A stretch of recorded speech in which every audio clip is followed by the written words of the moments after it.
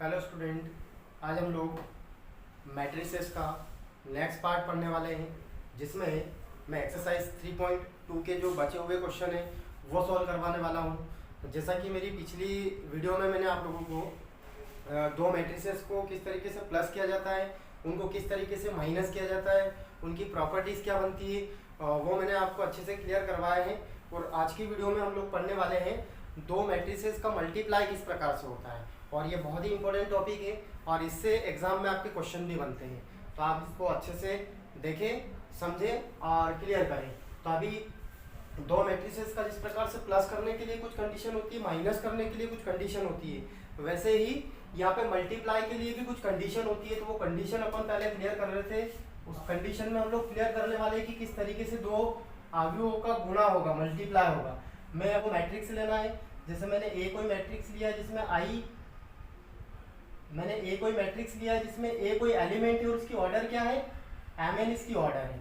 ऐसे कैसे मैंने बी कोई मैट्रिक्स लिया है जिसका एलिमेंट क्या है, बी है और उसकी ऑर्डर है np। तो जब इसका मल्टीप्लाई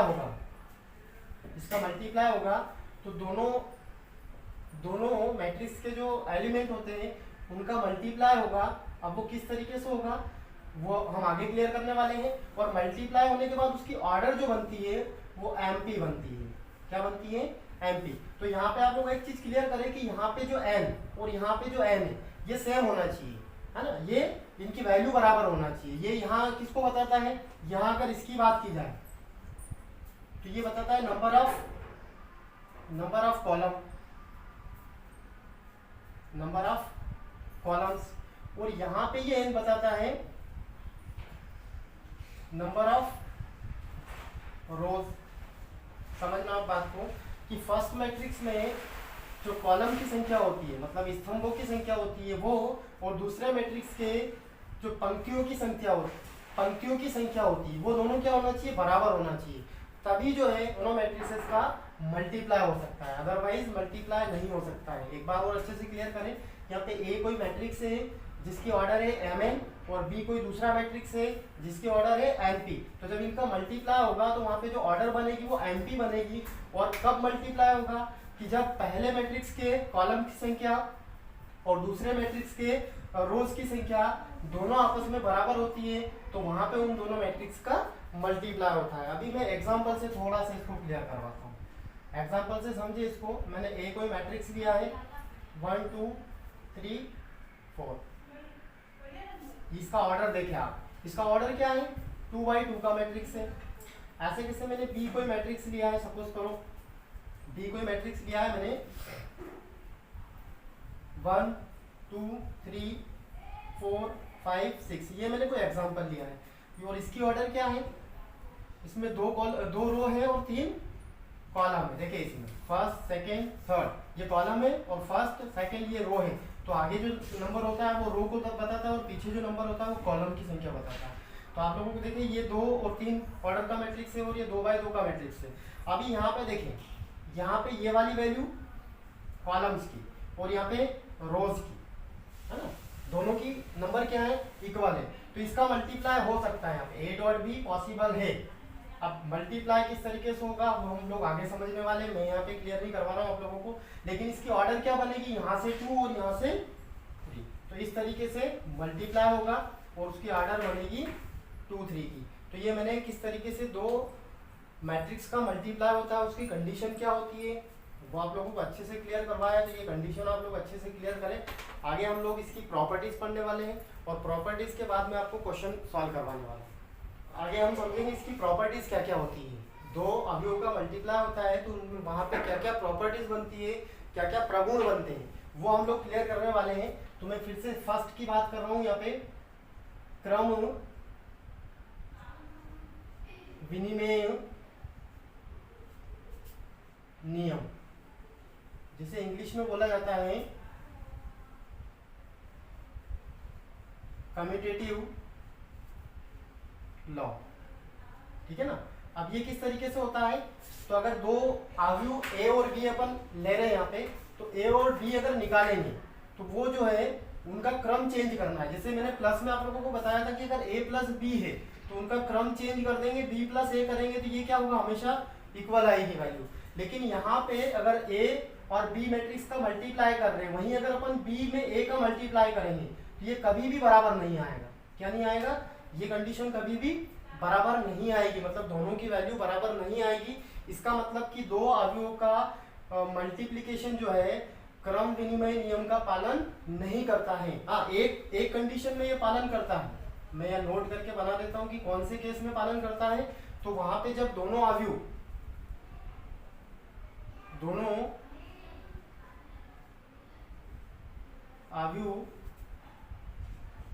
वर्ग एवं विकर्ण अवयव होते हैं तब जो है ए बी या बी ए बराबर हो सकता है। ये इसका केस है स्पेशली कि दोनों अवयव क्या होना चाहिए, तो वर्ग अवयव होना चाहिए और वर्ग के साथ में क्या होना चाहिए, विकर्ण अवयव भी होना चाहिए। वर्ग का मतलब ये होता है कि वो उसकी ऑर्डर सेम होना चाहिए, या तो 2/2 का होना चाहिए या 3/3 का होना चाहिए या 1/1 का होना चाहिए। और उसके बाद विकर्ण मैट्रिक्स का मतलब ये होता है कि उसमें खाली विकर्ण में कुछ एलिमेंट होना चाहिए। ये मैंने बेसिक में आप लोगों को अच्छे से क्लियर करवा रखा है। अभी तक आप लोगों ने मेरे अगर बेसिक वीडियो नहीं देखे हैं तो आप वो इस वीडियो के डिस्क्रिप्शन में उनकी लिंक मिल जाएगी, तो वहां जाके पहले आप लोग वो बेसिक चीजें क्लियर करें, उसके बाद इसकी प्रिपरेशन करें। तो देखें यहाँ पे कि अगर वो अवयव क्या है, वर्ग अवयव और विकर्ण अवयव है, तो वहां पे जो है ए बी इक्वल बी ए हो सकता है, मतलब क्रम विनिमय नियम का पालन करेगा। अदरवाइज इस केस में नहीं करेगा अगर नॉर्मल बात करेंगे तो। सेकेंड होता है साहचर्य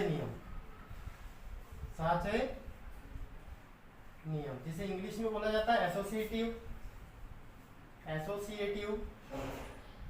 लॉ।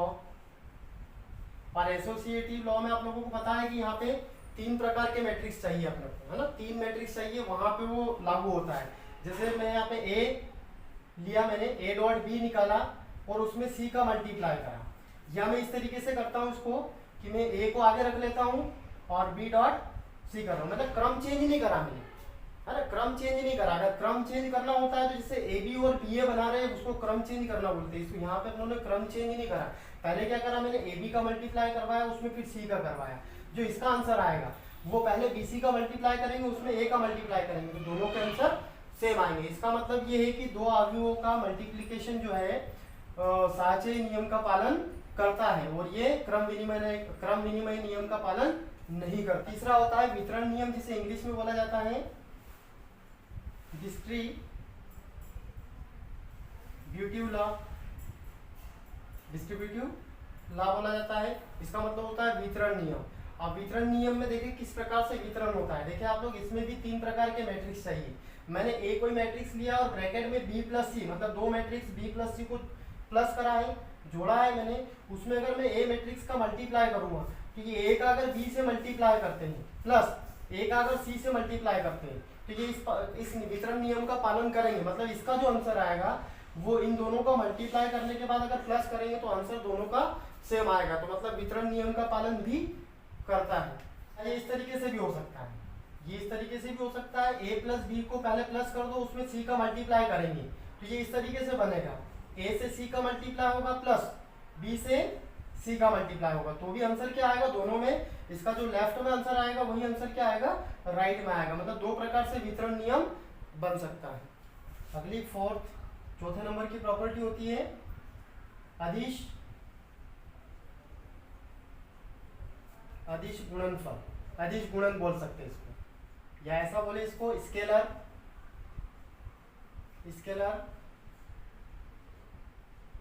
मल्टीप्लिकेशन।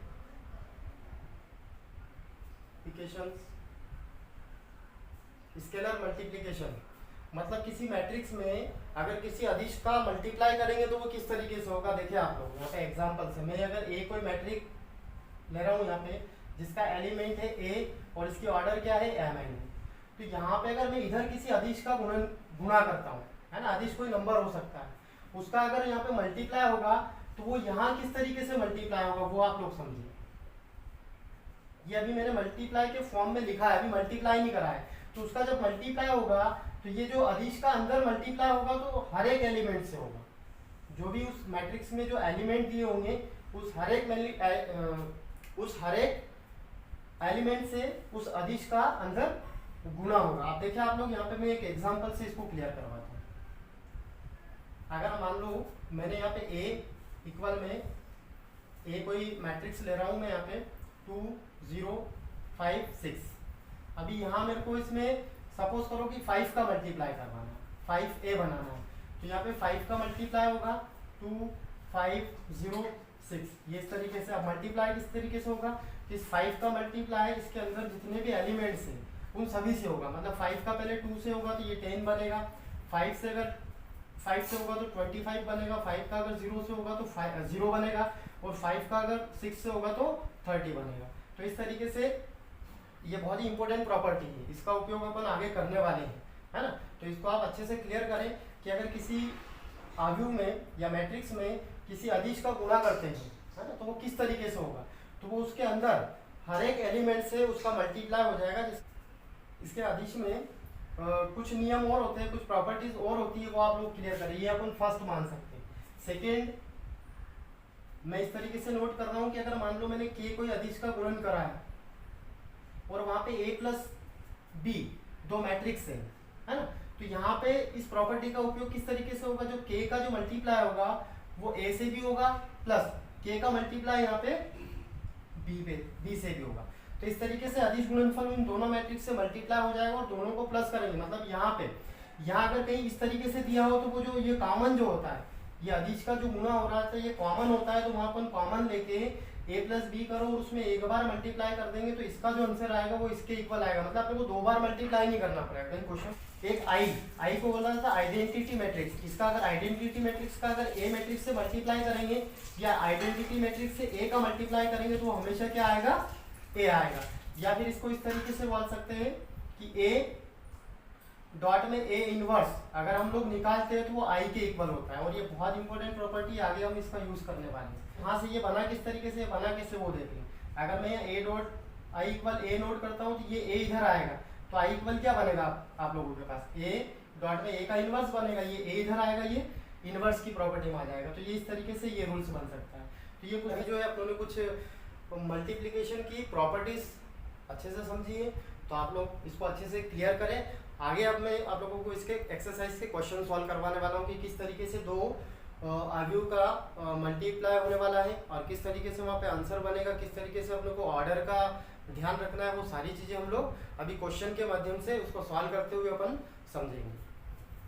अभी एक्सरसाइज 3.2 से मैंने फर्स्ट क्वेश्चन लिया है जिसका मल्टीप्लाई करना है। ए और बी दो मैट्रिक्स दे रखे हैं और ए डॉट बी निकालना, मतलब दोनों का मैट्रिक्स नोट कर देता हूँ।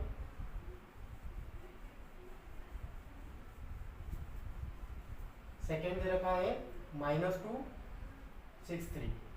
अभी अपने को मल्टीप्लाई करने के पहले अपने को ये देखना है कि दो मैट्रिक्स के मल्टीप्लाई की जो कंडीशन होती है वो ये फॉलो करता है कि नहीं करता है, मतलब वो ऑर्डर देखना है अपने को। इसका ऑर्डर क्या है, देखें यहाँ पे इसका ऑर्डर है, रो क्या है इसमें एक ही है, फर्स्ट रो बन रहा है। आप लोग देखिए इसमें फर्स्ट रो बन रहा है और कॉलम कितने इसमें 3 है, फर्स्ट सेकेंड थर्ड। ऐसे कैसे यहाँ बात करते हैं तो इसमें रो कितने हैं 3 है और कॉलम कितना है 1 है। इसमें रो कितने हैं 3 है और कॉलम कितना है 1 है। और रो में अगर देखें तो फर्स्ट सेकेंड थर्ड और कॉलम एक ही बन रहा है। तो इस तरीके से इसका ऑर्डर है। तो अभी मैंने आप लोगों को ये बताया था कि अगर ए कोई मैट्रिक्स दे रखा है जिसकी ऑर्डर है mn और सेकेंड बी कोई मैट्रिक्स है जिसमें एलिमेंट्स तो बी है लेकिन उसकी ऑर्डर है np, तो यहाँ पे ये वाला नंबर सेम होना चाहिए। तो यहाँ पे देखें आप लोग ये वाला नंबर और ये वाला नंबर, मतलब पहले मैट्रिक्स के कॉलम्स के नंबर और दूसरे मैट्रिक्स के रो के नंबर दोनों क्या है इक्वल है, तो मल्टीप्लाई हो जाएगा। तो यहाँ पे मल्टीप्लाई किस तरीके से होगा देखिए आप लोग, ए डॉट बी अगर निकालेंगे यहाँ पे, अच्छा इसके ऑर्डर पहले क्लियर कर लेते हैं। चलो पहले मल्टीप्लाई कर लेते हैं उसके बाद मैं ऑर्डर क्लियर करवा रहा हूँ। वो मल्टीप्लाई किस तरीके से होगा आप लोग समझे अच्छे से। मल्टीप्लाई पहले क्या करना है, यहाँ से R1 से स्टार्ट करना है, इस वाले एलिमेंट से स्टार्ट कर रहे हैं इस तरीके से और इस तरीके से मल्टीप्लाई करना है। मतलब इस पूरे रो R1 का मल्टीप्लाई इस पूरे C1 में करेंगे। तो ये जो एलिमेंट्स जो मल्टीप्लाई होने के बाद इसकी मैट्रिक्स बनेगी वो 1 into 1 के ऑर्डर में बनेगी। कैसे बनेगी आप लोग समझे, अभी अपन सॉल्व करेंगे तो यहाँ पे और क्लियर होने वाला है। तो यहाँ पे इस तरीके से यहाँ इधर चलना है और यहाँ पे इस तरीके से चलना है। एरो पे आप लोग ध्यान दें, मतलब 3 का मल्टीप्लाई किससे होगा, -2 से होगा, तो ये बनेगा -6, फिर प्लस -1 का मल्टीप्लाई किससे होगा, 6 से होगा, ये बनेगा -6, फिर प्लस 4 का मल्टीप्लाई किससे होगा, 3 से, तो मैं इसको डायरेक्ट नोट कर देता हूँ 12। मल्टीप्लाई करने के बाद डायरेक्ट नोट कर रहा है, एक बार और अच्छे से देखें, यहाँ इस तरीके से रो में चलना और यहाँ पे कॉलम में चलना। यहाँ पे 3 का मल्टीप्लाई 6 से होगा -6, फिर प्लस -1 का मल्टीप्लाई 6 से होगा तो -6, फिर प्लस 4 का मल्टीप्लाई 3 से होगा तो 12। अब इसकी ऑर्डर क्या बनी, तो 1 × 1 का ऑर्डर बनेगा। क्या बनेगा ये, 1 1 का, क्योंकि आप लोगों को यहाँ पे मैंने रूल्स बताया था कि अगर A डॉट B अगर बनता है तो उसकी मल्टीप्लाई होने के बाद, एलिमेंट्स का मल्टीप्लाई होने के बाद उसकी ऑर्डर क्या बनती है, तो उसकी ऑर्डर बनती है MP, मतलब यहाँ से रो का रो लेना है और यहाँ से कॉलम लेना है, तो यहाँ से रो 1 लेना है और यहाँ से कॉलम के नंबर क्या लेना है, 1 लेना है, तो 1 × 1 का ऑर्डर बनेगा। अब इसका आंसर देख लेते हैं क्या आएगा, तो इसका आंसर आएगा,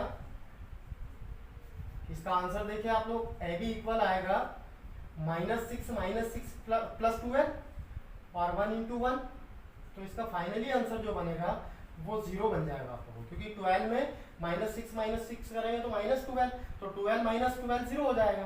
तो ये इसके मल्टीप्लाई होने के बाद इसका एलिमेंट्स क्या आ गया, 0 आ गया, मतलब ये कौन सा मैट्रिक्स बन गया, मल्टीप्लाई होने के बाद शून्य मैट्रिक्स बन गया, जिसके सारे एलिमेंट्स क्या होते हैं, 0 होते हैं। उसका ऑर्डर क्या है, 1 1 का ऑर्डर है। तो इस तरीके से आप लोगों ने फर्स्ट क्वेश्चन अच्छे से क्लियर करा, आप लोग इसकी अच्छे से प्रैक्टिस करें। सेकेंड क्वेश्चन देखिए इसका किस तरीके से सोल्व होगा। यहाँ पे A और B दो मैट्रिक्स दे रखे हैं और A डॉट B अपने को निकालना है। तो देखिए इसका सॉल्यूशन, मैं फिर से A और B दोनों मैट्रिक्स नोट कर देता हूँ। B अगर देखा जाए तो 5 -2 0 0 है। यहाँ पे ऑर्डर क्लियर कर लेते हैं इसकी। इसमें R1 R2 दो रो है और कॉलम C1 C2 दो कॉलम है, 2 by 2 का मैट्रिक्स है। ये वाला भी क्लियर करते हैं। R1 और R2 दो रो है और दो यहाँ पे आप लोगों को कॉलम दिख रहे हैं। तो इसका मल्टीप्लाई होने में वो कंडीशन जो होती है वो फॉलो हो रही है, कोई दिक्कत नहीं, क्योंकि यहाँ पे देखे आप लोग इसके कॉलम्स के नंबर और इसके रोज के नंबर है ना, इसके कॉलम के नंबर इसके रो के नंबर दोनों इक्वल है, 2 2 का। इसको नहीं देखना है, ये वाला और ये वाला 2 नहीं देखना। अगर ये वाला यहाँ पे कॉलम को देखना और यहाँ पे रो को देखना है, ये दोनों अगर सेम होते हैं तो मल्टीप्लाई हो सकता है। तो यहाँ पे A डॉट B जो बनेगा वो किस तरीके से बनेगा देखिए आप लोग। अभी मैंने आप लोगों को रूल्स बताया था कैसे R1 से स्टार्ट करना है और इधर C1 पे देखना है ना। पहले R1 का मल्टीप्लाई C1 से भी होगा और C2 से भी होगा, ये आप लोग ध्यान दें है ना। R1 का मल्टीप्लाई पहले C1 से भी होगा, फिर ऐसे कैसे R1 का मल्टीप्लाई यहाँ से C2 से भी होगा। तो सबसे पहले 2 का मल्टीप्लाई 5 से होगा 10, तो सबसे पहले देखें 2 का मल्टीप्लाई 5 से होगा 10 प्लस 2 का मल्टीप्लाई -2 से होगा तो -4 में डायरेक्ट नोट कर देता हूँ, आएगा प्लस, लेकिन इस माइनस की वजह से यहाँ पे आ जाएगा -4। फिर इस R1 का मल्टीप्लाई C2 से होगा जो यहाँ पे नोट होगा, 2 का मल्टीप्लाई 0 से होगा तो 0 प्लस 5 का मल्टीप्लाई 0 से होगा तो 0 आएगा। देखिए अब मल्टीप्लाई किस तरीके से होगा। 2 का मल्टीप्लाई 5 से होगा 10, फिर 5 का मल्टीप्लाई -2 से होगा, 5 का मल्टीप्लाई -2 से होगा तो -10, इस माइनस की वजह से -10 बनेगा। फिर R1 का मल्टीप्लाई किससे होगा, C2 से होगा, 2 का मल्टीप्लाई 0 से होगा 0 प्लस 5 का मल्टीप्लाई 0 से होगा तो 0। अब नंबर किसका है, R2 का नंबर है। मैं यहाँ पे नीचे बता देता हूँ, R2 का नंबर है। अब फिर से R2 का नंबर मतलब नीचे वाला जो R2 दिख रहा है इसका C1 से भी होगा C2 से भी होगा। जब C1 से होगा वो यहाँ पे नोट करेंगे और जब C2 से होगा वो यहाँ पे नोट करेंगे। तो देखिए आप लोग यहाँ पे 0 का मल्टीप्लाई 5 से होगा तो 0, फिर 0 का मल्टीप्लाई -2 से होगा तो भी प्लस में 0। अब अगला देखें, R2 का मल्टीप्लाई C2 से होगा, 0 का मल्टीप्लाई फिर से 0 से होगा तो 0 प्लस 0 का मल्टीप्लाई 0 से होगा तो 0। तो इस तरीके से इसका नेक्स्ट और इसका ऑर्डर क्या बनेगा मैं लास्ट में बताऊंगा। A डॉट B इक्वल आप लोगों के सामने बनेगा 10 - 10 0, मतलब 0 सारे एलिमेंट्स क्या बने इसके 0 बने, मतलब ये भी एक शून्य मैट्रिक्स में आंसर आया है। और इसकी ऑर्डर क्या बनेगी, यहाँ से ये वाला 2 लेना है और यहाँ से ये वाला 2 लेना है, तो 2 by 2 के ऑर्डर में इसका आंसर बनेगा। नेक्स्ट क्वेश्चन देखिए, क्वेश्चन नंबर 3 लिया है मैंने, जिसमें ए और बी दो मैट्रिक्स दिए हैं और यहाँ पे ए डॉट बी और बी डॉट ए दोनों निकालेंगे और हम यहाँ क्रम विनिमय नियम भी चेक करने वाले हैं। मैंने क्रम विनिमय नियम आप लोगों को बताया था कि ए बी अगर निकालेंगे और क्रम चेंज करेंगे बी ए, तो क्या ये बराबर आएगा कि नहीं आएगा, ये भी अपने को यहाँ पे चेक करना है। तो आप लोगों को वो प्रॉपर्टी भी यहाँ पे क्लियर हो जाएगी। तो चलिए इसका स्टार्ट करते हैं क्वेश्चन का। तो मैं अभी आप लोगों को डायरेक्ट बता रहा हूँ, ए डॉट बी अपने को निकालना है ना। ए डॉट बी निकालना है तो पहले मैं कौन सा मैट्रिक्स नोट करूँगा, यहाँ पे ए वाला 3 4 3 4 5 4 डॉट में, फिर बी वाला मैट्रिक्स नोट करेंगे -3 2 1 4 -5 1। अभी ये जो है उस कंडीशन का फॉलो करता है कि नहीं करता है, दोनों का मल्टीप्लाई। तो देखिए आप लोग ऑर्डर से अपन क्लियर कर लेते हैं। पहले इसकी ऑर्डर क्या है, 2 रो है और 3 कॉलम है। और इसमें अगर देखा जाए तो रो कितने हैं, 3 है और कॉलम कितने हैं, 2 हैं। तो यहाँ पे देखिए कॉलम के नंबर और यहाँ पे रो के नंबर इक्वल है, इसका मतलब मल्टीप्लाई हो जाएगा। तो अभी मल्टीप्लाई किस तरीके से होगा वो आगे आप लोग देखें। अभी मैंने आप लोगों को अच्छे से क्लियर करवाया था कि पहले सबसे पहले R1 का मल्टीप्लाई C1 से भी होगा, C2 से भी होगा, फिर R2 का मल्टीप्लाई C1 से भी होगा, C2 से भी होगा। मैं यहाँ पे थोड़ा नोट कर देता हूँ फिर से, ये अपना C1 है और ये C2 है, और वहां से R1 R2 अपन डायरेक्ट देखने वाले हैं। R1 R2, यहाँ से R1 R2 हम लोग डायरेक्ट देखने वाले हैं। देखिए ये R1 है, R1 का मल्टीप्लाई C1 से होगा जो यहाँ पे नोट होगा, 3 का मल्टीप्लाई -3 से होगा तो -9, फिर प्लस 3 का मल्टीप्लाई 2 से होगा 6, फिर प्लस 5 का मल्टीप्लाई 1 से होगा तो 5। ऐसे जैसे R1 का मल्टीप्लाई C2 से भी करना है जो यहाँ पे नोट करेंगे। 3 का मल्टीप्लाई 4 से होगा 12, प्लस 3 का मल्टीप्लाई -5 से होगा तो -15, प्लस 5 का मल्टीप्लाई 1 से होगा तो 5। अब फिर किसका नंबर है, R2 का नंबर है। R2 का C1 से और R2 का C2 से मल्टीप्लाई होगा, मतलब 4 का मल्टीप्लाई -3 से करेंगे तो -12, फिर इस वाले 4 का मल्टीप्लाई 2 से होगा तो +8, प्लस माइनस का भी ध्यान रखना है। फिर इस 4 का मल्टीप्लाई 1 से होगा तो +4। नेक्स्ट में इस R2 का संबंध C2 से करना है, मतलब 4 का मल्टीप्लाई पहले 4 से होगा तो 16, फिर इस वाले 4 का नंबर इस माइनस से होगा, मल्टीप्लाई होगा, इस 4 का मल्टीप्लाई जो -5 से होगा तो -20, फिर प्लस 4 का मल्टीप्लाई इस 1 से होगा तो 4। ये इस तरीके से इसका मल्टीप्लाई होगा। अभी आंसर देखें क्या बनेगा। यहाँ पे आप लोग देखें 9, ये पहले इन दोनों को प्लस करें, 11 बना, 11 में से ये माइनस करेंगे तो प्लस का 2 आएगा। यहाँ देखें ये बना 17, 12 + 5 17, 17 में से 15 माइनस करेंगे तो ये भी 2 आएगा। यहाँ आप लोग क्लियर करें, 12 - 12 ये 0 आएगा। यहाँ पे देखिए ये भी 0 आना है क्योंकि ये 16 + 4 20 बन रहा है, 20 + 20 - 0। तो इसकी ऑर्डर देखें आप लोग, ऑर्डर क्या बनेगा, 2 × 2 का ऑर्डर बनेगा। क्यों बनेगा, क्योंकि यहाँ से ये वाला 2 नोट करना और यहाँ से ये वाला 2 नोट करना, मतलब एमटी की बात हो रही है। तो इस तरीके से 2/2 के मैट्रिक्स में इसका आंसर आएगा। अभी फिर निकालते सेकेंड बी ए निकालते, तो पहले क्या नोट करना है, बी नोट करना है। -3 2 1 4 -5 1। इसमें मल्टीप्लाई किसका करना है, ए का करना है। तो ए मैट्रिक्स कौन है यहाँ पे, 3 3 5 4 4 और 4। अब यहाँ समझे मल्टीप्लाई किस तरीके से होगा। यहाँ पे मल्टीप्लाई करना है, ये यहाँ पे C1 है आप लोगों के सामने। यहाँ मल्टीप्लाई किस तरीके से होगा देखिए आप लोग, ये फिर से मैं यहाँ पे नोट कर देता हूँ, C1 C2 और ये C3। तो देखिए यहाँ पे किस तरीके से मल्टीप्लाई होगा। यहाँ पे मल्टीप्लाई करना है, वही R1 का मल्टीप्लाई पहले C1 से होगा, फिर R1 का मल्टीप्लाई C2 से होगा, फिर R1 का मल्टीप्लाई C3 से होगा। अब देखिए किस तरीके से होगा, -3 का मल्टीप्लाई +3 से होगा, माइनस का 9, 4 का मल्टीप्लाई किससे होगा, 4 से होगा तो +16, है ना। फिर इस R1 का मल्टीप्लाई C2 से करना है जो यहाँ पे नोट करना है, -3 + 3 -9 मल्टीप्लाई करेंगे तो, और 4 का मल्टीप्लाई फिर 4 से होगा तो प्लस में 16 आएगा। फिर इस R1 का मल्टीप्लाई C3 से करना है, ये यहाँ पे C3 है, यहाँ पे C3 है। तो इस R1 का मल्टीप्लाई अगर C3 से करेंगे तो किस तरीके से होगा, -3 का 5 से होगा, यहाँ पे नोट करना है। तो -3 5 -15, -3 और 5 माइनस का 15। फिर देखिए 4 का इस 4 से होगा तो +16, यहाँ पे एंड हो जाएगा।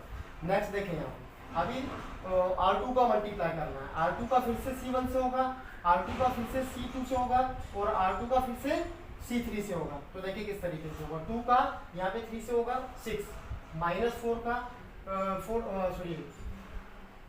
-5 का 4 से होगा तो -20।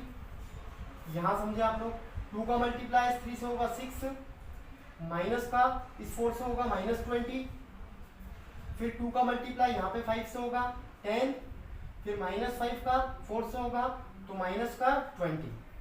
अभी नंबर किसका है, R3 का, ये R3 है, इसका C1 से भी करना है, C2 से भी करना है, C3 से भी करना है। देखिए 1 का 3 से होगा तो 3, फिर 1 का 4 से होगा तो +4, फिर यहाँ पे 1 का 3 से होगा तो 3, फिर इस 1 का इस 4 से होगा तो +4, फिर इस 1 का इस 5 से होगा तो 5 आएगा, और फिर इस 1 का 4 से होगा तो प्लस में 4। इस तरीके से मल्टीप्लाई हुआ है। अभी प्लस माइनस करके यहाँ पे देखना है कि प्लस माइनस में क्या आंसर बनेगा। यहाँ पे देखिए 16 में से 9 कम करेंगे तो आएगा प्लस का 7, यहाँ पे भी प्लस का 7 आएगा, यहाँ पे देखिए आप लोग +1 आएगा, यहाँ क्लियर करें, माइनस का क्या आएगा 14 आएगा, माइनस का 14 आएगा, यहाँ देखिए यहाँ भी माइनस का 14 आएगा, यहाँ देखिए माइनस का 10 आएगा, यहाँ पे 7 आएगा, ये भी 7 बनेगा और ये 9 बनेगा। और इसकी ऑर्डर क्या बनेगी, यहाँ पे देखिए ऑर्डर, अगर ऑर्डर देखा जाए तो इसकी ऑर्डर क्या होती है, 3 2 की ऑर्डर होती है इसमें, और इसकी ऑर्डर क्या होती है, इसकी 2 3 का ऑर्डर होता है। तो देखिए यहाँ पे इसके कॉलम के नंबर और इसके रो के नंबर दोनों इक्वल है, तो इसका जो ऑर्डर बनेगा, मल्टीप्लाई होने के ऑर्डर बनेगा वो 3/3 का ऑर्डर बनेगा। क्या बनेगा, 3/3 का। आप यहाँ से भी देख सकते हैं और यहाँ पे काउंट भी कर सकते हैं, R1 R2 R3, C1 C2 C3, मतलब कॉलम भी कितने, रो भी कितने हैं 3 है और कॉलम भी कितने हैं 3 है, तो इसका ऑर्डर क्या बनेगा 3/3 का ऑर्डर बनेगा। और क्या ये प्रॉपर्टी यहाँ पे फॉलो हो रही है कि नहीं हो रही है, देखिए आप लोग, नॉट इक्वल आएगा, बराबर नहीं आएगा, है ना, जैसा कि मैंने वहाँ पे प्रॉपर्टी में बताया था कि क्रम विनिमय नियम का पालन नहीं करता है। जब अवयवों का गुणन निकालते हैं तो वो क्रम विनिमय नियम का पालन नहीं करता है। देखिए यहाँ पे ए बी का आंसर क्या आया है, इसके इस फॉर्म में आया है, और बी ए का आंसर क्या आया है, इस फॉर्म में आया है। तो यहाँ पे अपन बता सकते हैं कि A B not equal to B A होता है, मतलब क्रम विनिमय नियम का पालन नहीं करता है। तो ये क्वेश्चन हम लोगों ने अच्छे से अभी क्लियर करा है। आप अच्छे से प्रैक्टिस करें, मल्टीप्लाई किस तरीके से होगा उसकी अच्छे से प्रैक्टिस करें, 2-3 क्वेश्चन की अच्छे से प्रैक्टिस करें, ताकि आपको एक बार अगर प्रैक्टिस में आ गया है तो फिर दिक्कत नहीं आएगी कहाँ से कैसे मल्टीप्लाई होगा। मैं थोड़ा सा एक बार और आप लोगों को बता देता हूँ स्टार्टिंग से कि मल्टीप्लाई किस तरीके से करना है, खासकर मल्टीप्लाई का क्या नियम होता है। तो यहाँ से ये R1, पहले R1 पे पहले पंक्ति पे चलना है, R1 का मल्टीप्लाई C1 से होगा वो यहाँ पे नोट होगा, R1 का मल्टीप्लाई C2 से होगा वो यहाँ नोट करना है, पहले R1 से काम करना है, फिर R2 पे आना है, R2 का मल्टीप्लाई C1 से होगा जो यहाँ नोट करना है, फिर R2 का मल्टीप्लाई C2 से करना है तो वो सेकेंड रो में यहाँ नोट करना है, तो ये आंसर आ जाएगा। इस तरीके से इसमें मल्टीप्लाई करेंगे तो इसमें R1 R2 R3 रो कितने बन रहे हैं, 3 बन रहे हैं, तो 3 बार यहाँ भी नंबर ऑफ रो कितने आना है, 3 आना है, फर्स्ट सेकेंड और थर्ड। कॉलम भी यहाँ पे किस तरीके से आएंगे वो आप लोग देखिए। तो सबसे पहले R1 का मल्टीप्लाई C1 से होगा तो ये वाली स्टेप आएगी, फिर इस R1 का मल्टीप्लाई C2 से होगा तो ये वाली स्टेप बनेगी, R1 का मल्टीप्लाई C3 से होगा तो ये वाली स्टेप बनेगी। नेक्स्ट में देखें R2 का नंबर है, अब R2 का मल्टीप्लाई अगर C1 से होगा तो यहाँ ये स्टेप बनेगी, R2 का मल्टीप्लाई C2 से होगा तो स्टेप ये बनेगी, R2 का मल्टीप्लाई C3 से होगा तो स्टेप यहाँ बनेगी R2 में। ऐसे कैसे, अब R3 का देखें कि R3 का मल्टीप्लाई C1 से होगा तो ये स्टेप बनेगी, R3 का मल्टीप्लाई C2 से होगा तो ये स्टेप बनेगी, और R3 का मल्टीप्लाई C3 से होगा तो ये वाली स्टेप बनेगी। और इसकी ऑर्डर कैसे नोट करेंगे, तो यहाँ पे आप लोग काउंट करके भी बता सकते हैं, R1 R2 R3, मतलब रो कितने हैं, 3 है, C1 C2 C3, कॉलम भी कितने बन रहे हैं, 3 बन रहे हैं, तो इसका मतलब ये 3/3 के ऑर्डर में मल्टीप्लाई होने के बाद एक आंसर बनेगा। और ये इसमें आप लोग प्रूफ भी कर सकते हैं कि ए बी और बी ए इक्वल आ रहा है क्या, नहीं आ रहा है, ये ए बी की वैल्यू है और ये बी ए की वैल्यू है, इसका मतलब ये दोनों इक्वल नहीं है, तो ये प्रॉपर्टी भी यहाँ पे प्रूफ हो गई है। कि इसी प्रकार के वीडियोस प्राप्त करने के लिए आप लोग मेरे चैनल को लाइक करें, शेयर करें और सब्सक्राइब करना ना भूलें, क्योंकि आप लोग सब्सक्राइब करते हैं तो आपको अगले वीडियो के नोटिफिकेशन आप लोगों को मिलते रहेंगे और आपकी तैयारी कंटिन्यू चलती रहेगी। Thank you.